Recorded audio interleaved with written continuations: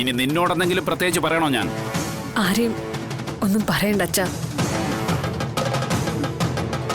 എല്ലാം എന്റെ തെറ്റല്ലേ? അങ്ങനെ ഒരു തിരിച്ചറിവ് ഉണ്ടോ നിനക്ക്? ചെയ്തതൊക്കെ തെറ്റായി പോയെന്ന് കാണിച്ചതൊക്കെ അഹങ്കാരമായിരുന്നു. ഭർത്താവും കുടുംബമായിട്ട് മര്യാദയ്ക്ക് ജീവിക്കണമെന്ന് ആഗ്രഹമുണ്ടോ നിനക്ക്? അതോ വീട്ടുകാരെയും നാട്ടുകാരെയൊക്കെ വെല്ലുവിളിച്ചും ധിക്കരിച്ചും നടക്കാനാണോ?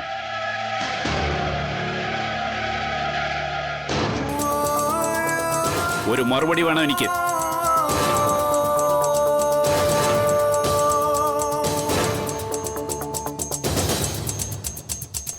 ഇനി കുഴപ്പമൊന്നും ഉണ്ടാവില്ല. എന്ന് വെച്ചാൽ കുഴപ്പമൊന്നും ഉണ്ടാക്കാതെ ഇതുപോലെ അങ്ങ് ജീവിച്ചേക്കാന്ന്? ഭർത്താവും കുടുംബമൊന്നും വേണ്ടെന്നാണോ? അത് ഞാനല്ലല്ലോ അച്ഛ തീരുമാനിക്കേണ്ടത്, രാജീവ് സാറല്ലേ.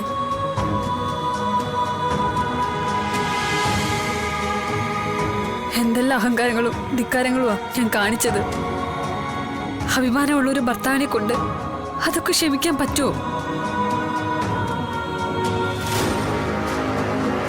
സാറിന് ഈ ജന്മം ക്ഷമിക്കാൻ പറ്റുമെന്ന് എനിക്ക്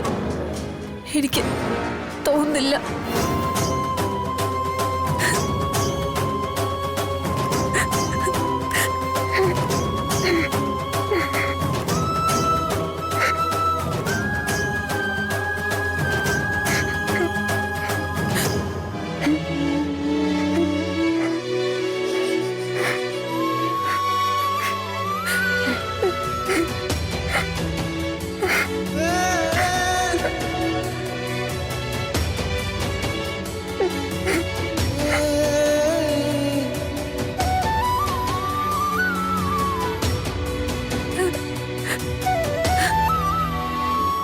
ശരിയെ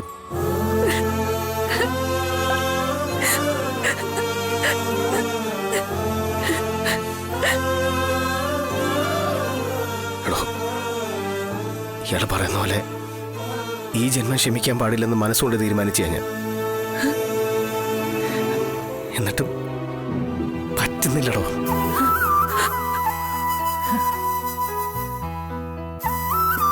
തന്നെ നെഞ്ചിതം കൊണ്ട് ഇറങ്ങിവിടാൻ പറ്റുന്നില്ല. ഈ ചങ്കിലെ പിടപ്പ് നിലയ്ക്കുന്നവരെ ഇയാൾ അവിടെ തന്നെ ഉണ്ടാവൂന്ന് അകന്നു കഴിഞ്ഞപ്പോഴാണ് കൂടുതൽ മനസ്സിലായത്.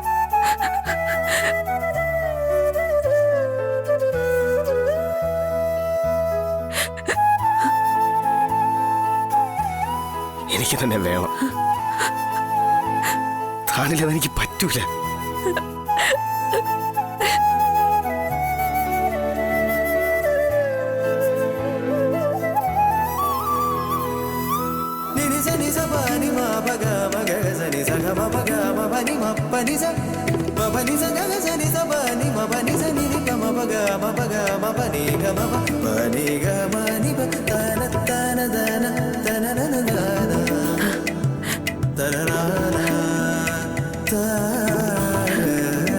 കണ്ടില്ലേ ശാരദേ, അത്രയ്ക്ക് കുഴപ്പക്കാരിയൊന്നുമല്ല എന്റെ മോള്.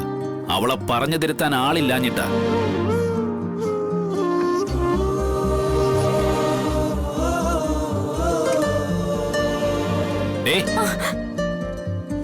നിനക്കെന്തായാലും കുഴപ്പമുണ്ടോടി? എനിക്കെന്താ കുഴപ്പച്ചാ? എന്റെ വല്യേച്ചയല്ലേ.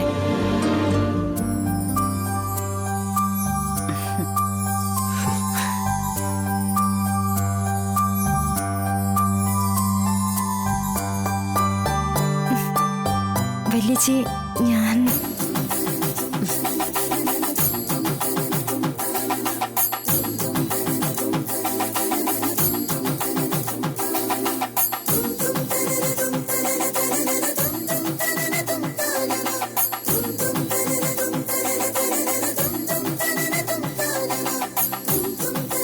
പിണക്കങ്ങളൊക്കെ മാറിയ സ്ഥിതിക്ക് രാജീവും ശാരിക ഇനി ഒന്നിച്ച് താമസിക്കണം.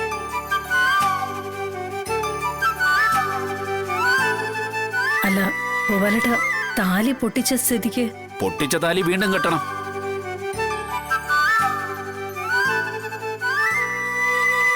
ആ ആചാരപ്രകാരമുള്ള ചടങ്ങുകളോടെ അർദ്ധനാരീശ്വര പ്രതിഷ്ഠയുള്ള ക്ഷേത്രത്തിൽ വെച്ചാണ് നടത്തേണ്ടത്. വിജയലക്ഷ്മിയോടും കൃഷ്ണൻകുട്ടിയോടും രാജീവ് സംസാരിക്കില്ലേ? അവരെ ഞാൻ പറഞ്ഞ് സമ്മതിപ്പിച്ചോളാം. ആ,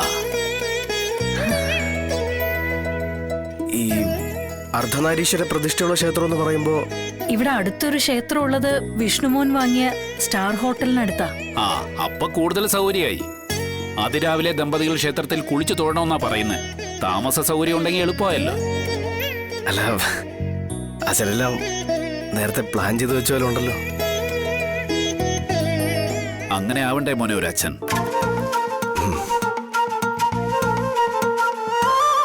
എന്റെ മക്കൾ എവിടെ വരെ പോവും, എന്തൊക്കെ ചെയ്യുമെന്നുള്ള കാര്യം എനിക്ക് നന്നായിട്ടറിയാം. അവര് ഞാൻ പറഞ്ഞ അനുസരിക്കുമെന്നുള്ള വിശ്വാസവും.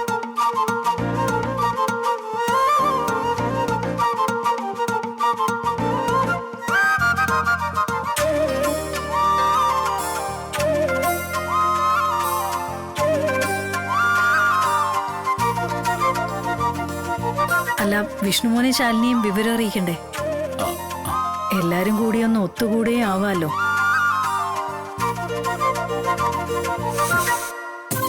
ആ എന്തായാലും ഒരു യോഗം ഉണ്ടായി.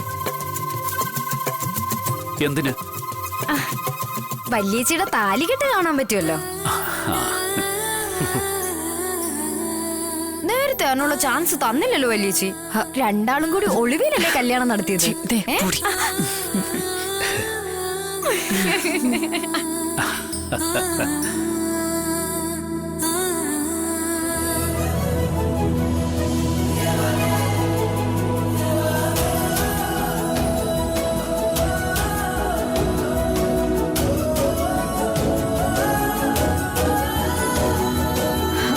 ദേവി,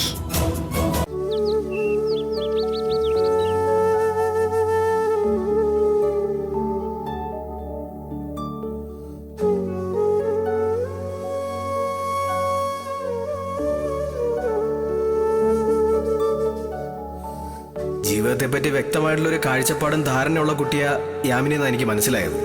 തുറന്നു പറഞ്ഞ രാജീവിനെ എനിക്ക് ഇഷ്ടപ്പെട്ടു.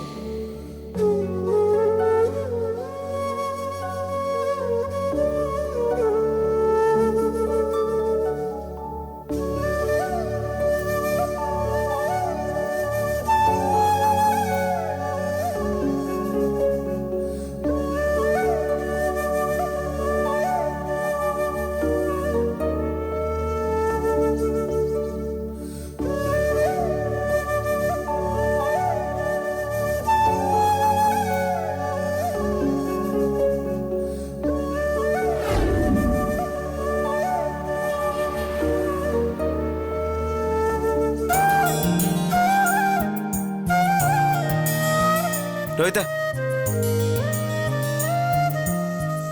ഇതേതാ ഈ ഗസ്റ്റ്? ആ, ഏജൻസി വഴിയുള്ള ബുക്കിംഗാ. ID പ്രൂഫ് ഇവിടെ വരുമ്പോ വാങ്ങിച്ചാ പോരെ? ആ മതി, കുഴപ്പമില്ല.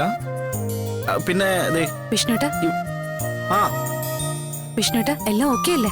എടോ, ഇയാളിത് എത്രാമത്തെ വട്ടം എന്നോട് ഈ ചോദിക്കുന്നേ? കേട്ടോ രോഹിത, അമ്മ അനിയത്തിമാരൊക്കെ ഗസ്റ്റ് ആയിട്ട് വരുന്നത് കേട്ടപ്പോ മുതല് സന്തോഷം കൊണ്ട് മതി മറന്ന അവസ്ഥയിലാണ് കക്ഷി. റൂമുകളൊക്കെ റെഡിയാണോന്ന് പലതവണ മെയ്ഡിനെ കൊണ്ട് ചെക്ക് ചെയ്യിപ്പിച്ചു. എന്നിട്ട് അതും പോരാഞ്ഞിട്ട് സ്വയം പോയിട്ട് അങ്ങോട്ട് ചെക്ക് ചെയ്തു. ബെഡ്ഷീറ്റും പില്ലോ കവറും ഫ്രഷ് ആണെന്ന് ഉറപ്പും വരുത്തി. അത് മാത്രല്ല, റൂം ഫ്രഷ്നർ, ബാത്റൂമിലെ ടവല്, പേസ്റ്റ് എല്ലാം മാറ്റി. എന്നിട്ട് സ്റ്റാഫിന് വരെ സമാധാനം കൊടുക്കുന്നുണ്ടോ? അതുമില്ല. ഓ ശരിയാ വിഷ്ണുവേട്ടാ, അവരൊക്കെ വരുന്നു പറഞ്ഞപ്പോഴുള്ള സന്തോഷവും ആവേശവും ഒന്നും ഇതുവരെ അണഞ്ഞിട്ടില്ല.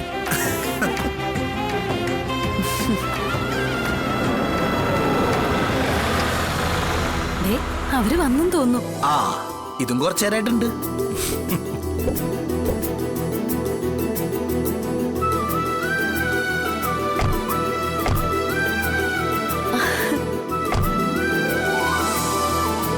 ആ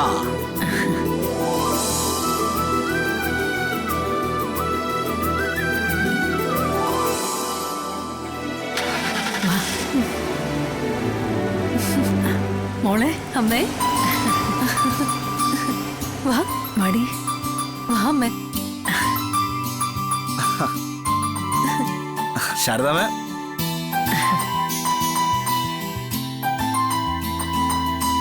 എനിക്കറിയായിരുന്നു അമ്മേ, എന്നെങ്കിലും ഇതുപോലൊരു ദിവസം വരുമായിരുന്നു എന്ന്. പക്ഷെ അതിത്ര പെട്ടെന്നാവുമെന്ന് ഞാൻ വിചാരിച്ചില്ല ശാരികേച്ചി.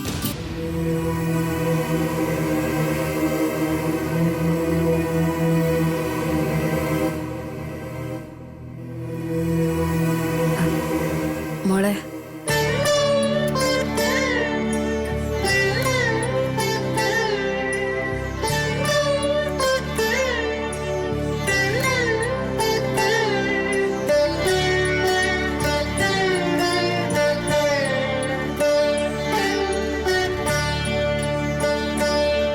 അതെ അതെ അതെ, ഈ കണ്ണീരൊക്കെ എന്തിനാ?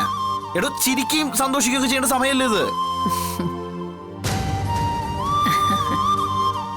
അല്ല, ഈ ശാലിനിയുടെ അച്ഛൻ വരില്ലേ ശാരദാമേ? അച്ഛൻ രാവിലെ അമ്പലത്തിലേക്ക് വരും മോനെ. അല്ല, ഇപ്പൊ രാജി സാറ് സാറ് അമ്മയും അമ്മാവനും കൂട്ടി രാവിലെ ഇങ്ങെത്തും. അമ്മേ വാ, റൂമൊക്കെ റെഡിയാക്കി ഇട്ടിരിക്കുക. അമ്മയ്ക്കും ശാരികേച്ചിക്കും വിഷ്ണുട്ടന്റെ ഹോട്ടൽ കാണണ്ടേ? പിന്നെ വേണം, വാ. വാ.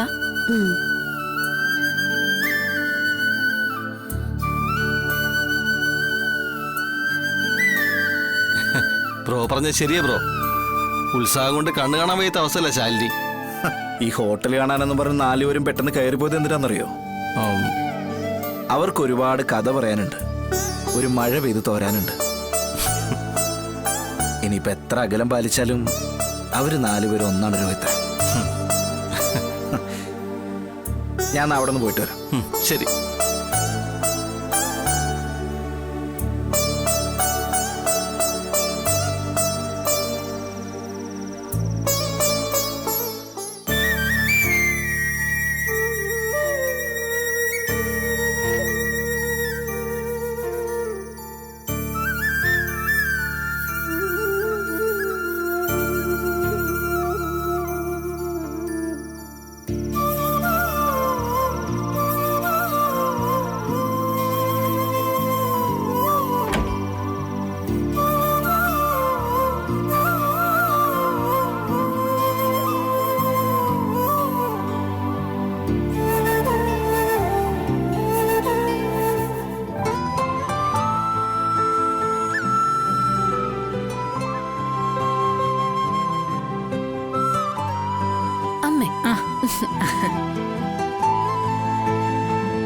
കൊറേ നേരമായിട്ട് ഭയങ്കര ആലോചനയിലാണല്ലോ. എന്താ ഈ ആലോചിച്ച് കൂട്ടുന്ന?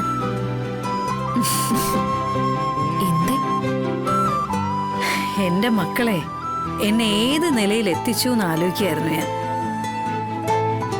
ഇപ്പൊ ഞാൻ നിൽക്കുന്നത് എവിടെയാന്നൊന്ന് ആലോചിച്ച് നോക്കടി. എന്റെ മരുമോന്റെ, അതായത് നിന്റെ ഹോട്ടല്. 19 വർഷം മുമ്പ് ഒരു അമ്മ തുടങ്ങിയ പോരാട്ടമാ 3 മക്കളെയും ചേർത്ത് പിടിച്ചു.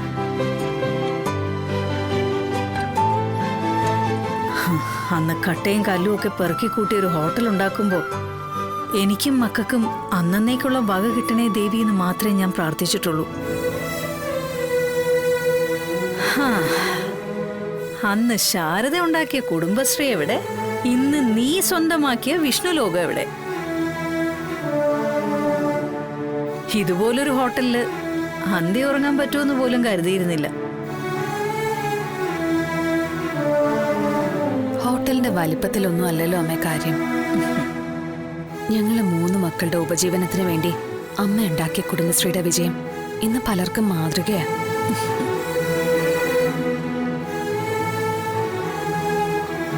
പക്ഷെ അവിടുത്തെ കൂട്ടും കൈപുണ്യവും അത് ഹോട്ടൽ എത്ര വലുതായാലും കിട്ടും. കൂട്ടായ അധ്വാനത്തിലാ മോളെ കാര്യം.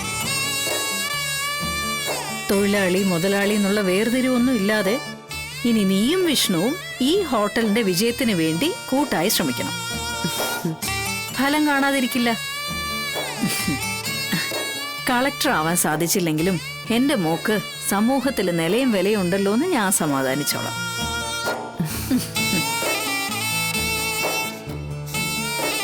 അന്ന് അച്ഛനോടുള്ള വാശിക്കല്ലേ കളക്ടർ ആവണമെന്നൊക്കെ ശപഥം ചെയ്തത്. ഇപ്പൊ ആ സാധുവിന്റെ മുഖത്തേക്ക് നോക്കുമ്പോ അന്നത്തെ ആ തീയും പുകയൊക്കെ എന്നെ കെട്ടടങ്ങിന് തോന്നും.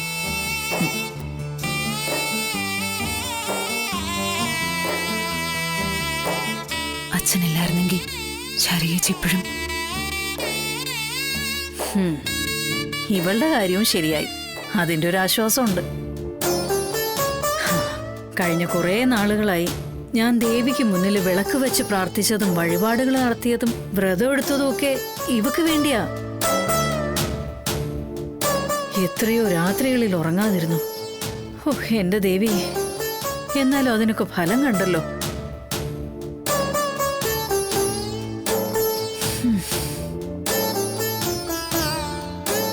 അമ്മ, എന്താടി? അമ്മ എന്നോട് പൊറുക്കണം അമ്മ. ശാരി, എന്താടി? എന്നോട് ക്ഷമിക്കണം അമ്മ. നീ എഴുന്നേക്ക്. ഇടി എഴുന്നേക്കാൻ. അമ്മയോട് ഇതെല്ലാം ഞാൻ ചെയ്തു. ചെയ്യാത്ത കുറ്റങ്ങൾ തലയിൽ അടിച്ചേൽപ്പിക്കാൻ നോക്കി. അമ്മയുടെ വരുമാന മാർഗമായ ഹോട്ടല് സ്വന്തമാക്കി. അമ്മ ജീവിക്കാൻ വേണ്ടി മറ്റൊരു ഹോട്ടലിൽ ജോലിക്ക് പോകാൻ അറിഞ്ഞിട്ടും അത് അവഗണിച്ചു കളഞ്ഞു.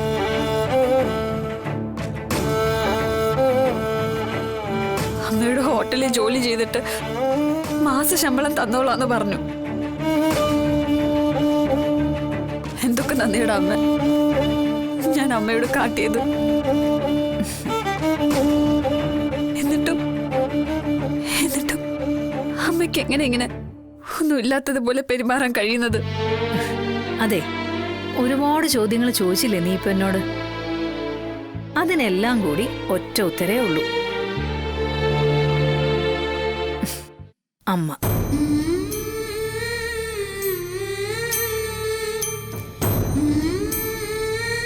അമ്മ,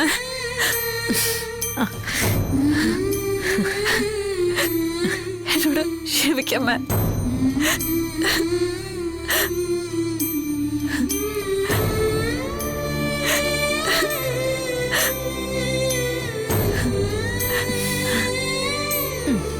സാരമില്ലടി.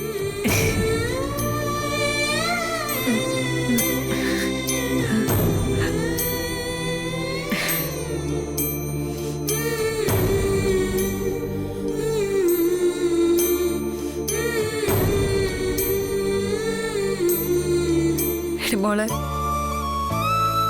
നിന്നോടും നിന്നെയും ഏതെല്ലാം രീതി ഞാൻ വേദനിപ്പിച്ചു. നമ്മുടെ അമ്മയ്ക്ക് വേണ്ടിയല്ലേ നീ വാദിക്കുകയും തർക്കിക്കുകയും ഒക്കെ ചെയ്തത്. അതും മനസ്സിലാക്കാതെ ഞാൻ നിന്നെയും ചെയ്യാത്ത കുറ്റങ്ങൾക്ക് പ്രതിക്കൂട്ടിലാക്കിയില്ല. ഞാൻ ഹോട്ടൽ കത്തിച്ചത് നീയാണെന്നും എന്റെ തല വാതിലിടിപ്പിച്ചത് നീയാണെന്നൊക്കെ പറഞ്ഞ് പലതിനും ശാരിയേച്ചിയോട് മാപ്പ് പറയണമെന്നുണ്ട് എനിക്ക്. ശാരിയേച്ചി അങ്ങനെയൊക്കെ പ്രതികരിച്ചപ്പോ തിരിച്ചും അങ്ങനെ പ്രതികരിക്കാൻ പാടില്ലായിരുന്നു ഞാൻ. ഹാ പിള്ളേരെ, പരസ്പരമുള്ള മാപ്പ് കുറച്ചിലൊന്നും വേണ്ട. എന്തിനാത്?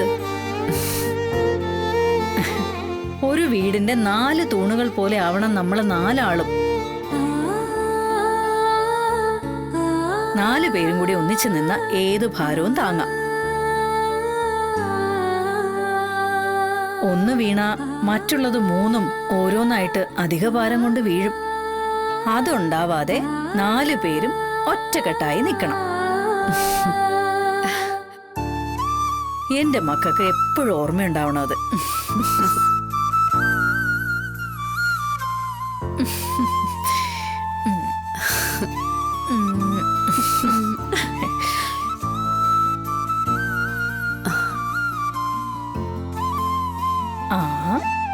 വാടി തൂണ്, വാടി.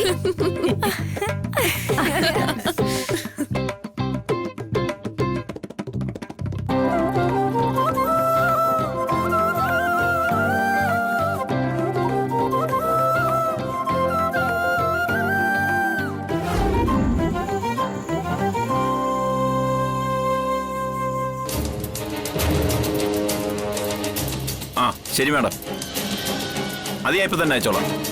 ആ ശരി. എടോ, ആ 203 ഒന്ന് അറ്റൻഡ് ചെയ്യണം. അവിടെ എന്തൊക്കെയോ ഓർഡർ ചെയ്യാനുണ്ടെന്ന് പറഞ്ഞ് ബഹളം വെക്കുന്നു. അല്ല സർ, ഞാൻ ഹോട്ടൽ ഓണറിന്റെ ഗസ്റ്റുകൾക്ക് ലൈം ജ്യൂസ് കൊടുത്തിട്ട്. എടോ, അത് ഓണറുടെ ഫാമിലിയും മറ്റും അല്ലേ. അല്പം താമസിച്ചാലും അവരങ്ങ് ക്ഷമിച്ചോളും. നമ്മുടെ ഹോട്ടൽ പൂട്ടിക്കാൻ കെൽപ്പുള്ള ആളാ ഇപ്പൊ തലയ്ക്ക് മുകളിൽ നിൽക്കുന്നത്. അതാരപ്പാ അങ്ങനെ ഒരാള്?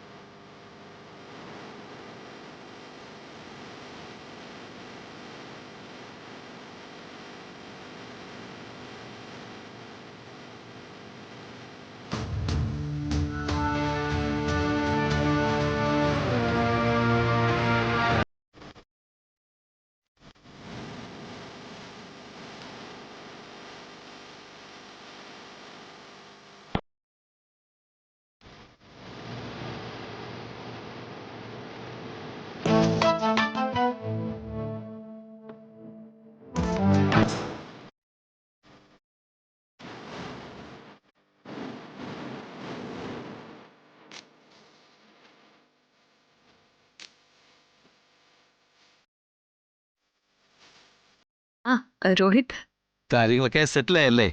ആ ഏറെക്കുറെ. ആ ശരി, ഇരിക്കും.